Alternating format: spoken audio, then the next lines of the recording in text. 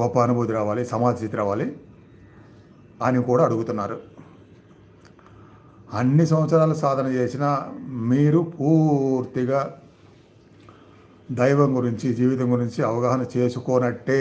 ఇందులో ఏమాత్రం డౌట్ లేదు, చేసుకోనట్టే. ఎందుకంటే మీరేం కోరుకుంటున్నారు? ఈ శరీరాన్ని ధ్యానంలో 8-9 గంటలు కదలకుండా కూర్చోబెట్టాలి అని కోరుకుంటున్నారు. అంటే అక్కడ మీ కోరిక ఏమి ముడిపడింది? శరీరం ముడిపడింది. అసలు ఈ శరీరంతో సంబంధం లేకుండా మానసిక స్థితి పెరగాలి. అంటే శరీరానికి సంబంధించింది ఏది కోరుకోవాల్సిన అవసరం లేని స్థితి కూడా పెరగాలన్నమాట. అది ఎప్పుడు పెరుగుతుంది? నేను ముందు చెప్పినట్టుగా ఆ లక్ష్యాలు, ఆ భావాలు, ఆ అవగాహన. అంటే మీరు దైవం గురించి తెలుసుకుందాము, లక్ష్యాలు పెట్టుకుందాము, ధ్యానం చేద్దాము అన్న మొదటి రోజే ధ్యానం చేయకుండా కూడా ఈ ఫలితాలు వస్తాయని నేను చెప్పట్లా. కొందరిలాగా 9-10 సంవత్సరాలు సాధన చేసిన వాళ్ళకి అప్పుడు రావాలి స్థితి, అవగాహన. అప్పటి వరకు ఎన్నో ప్రయత్నాలు చేస్తారు, ఎంతో సాధన చేస్తారు, ఎంతమందో మాటలు వింటారు, ఎన్నో పుస్తకాలు చదువుతారు. అయినా ఇప్పుడు నేను చెప్పిన స్థితికి రాలేదంటే ఎక్కడో లోపం జరిగింది. అందులో మీరు బాధపడ్డా తప్పదు, ఎక్కడో లోపం జరిగింది. భగవంతుడు మిమ్మల్ని అలా నడిపించాలి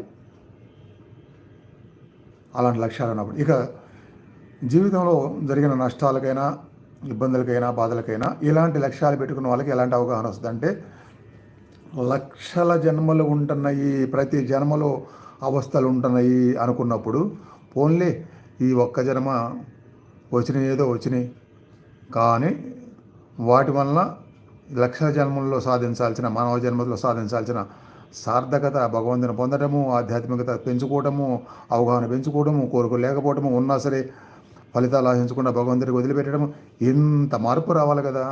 ఇన్ని లక్షల జన్మల్లో మీరు ఎంతో కొంత సాధన చేస్తే ఈ జన్మలో అలా 9-14 సంవత్సరాలు చేశారు కదా.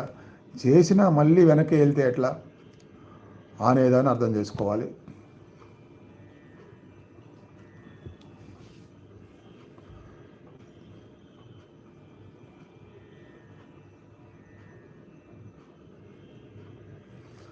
జనరల్గా ఎవరన్నా ఒక ప్రశ్న మెసేజ్ చేస్తే ఆ ప్రశ్న నేను అల్లుకుంటూ అడిగిన వాళ్ళకి కాకుండా కొన్ని వందల మందికి దొరికే ఆన్సర్లు నా నోట్లో నుంచి వస్తాయి. భగవంతుడు తెప్పిస్తాడు. కాబట్టి మొదలు పెట్టండి. సంశయాలు, ప్రశ్నలు, అనుభవాలు, అనుభూతులు.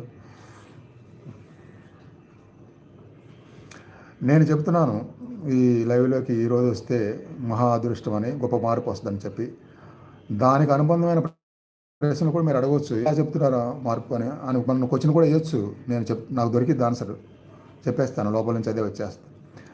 మరొక హెచ్చరిక, ఎన్ని రోజుల నుంచి నన్ను ఫాలో అవుతున్న వాళ్ళు, సబ్స్క్రైబర్స్ ప్రధానంగా జీవితాంతం ఫాలో అవుదామని చెప్పి నిర్ణయాలు తీసుకొని నన్ను అడిగి వాట్సాప్ గ్రూపులో యాడ్ అయిన వాళ్ళు, ఆ గ్రూపు వాళ్ళకి నేను 2-3 వారాల నుంచి చెప్తున్నాను, మీరు ప్రాధాన్యత ఇవ్వకపోతే నేను ఎవరి కోసము ఈ లైవ్ పెడుతున్నాను.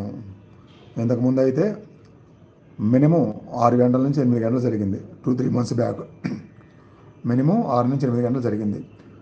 మీరు స్పందించడానికి 5 నిమిషాలు ఉపయోగించట్లేదు, లైవ్లో రావడానికి అరగంట ఉపయోగించట్లేదు. మీరు నన్ను ఎలా ఎంకరేజ్ చేసినట్టు అని ఎందుకంటున్నాను? అందరిలాగా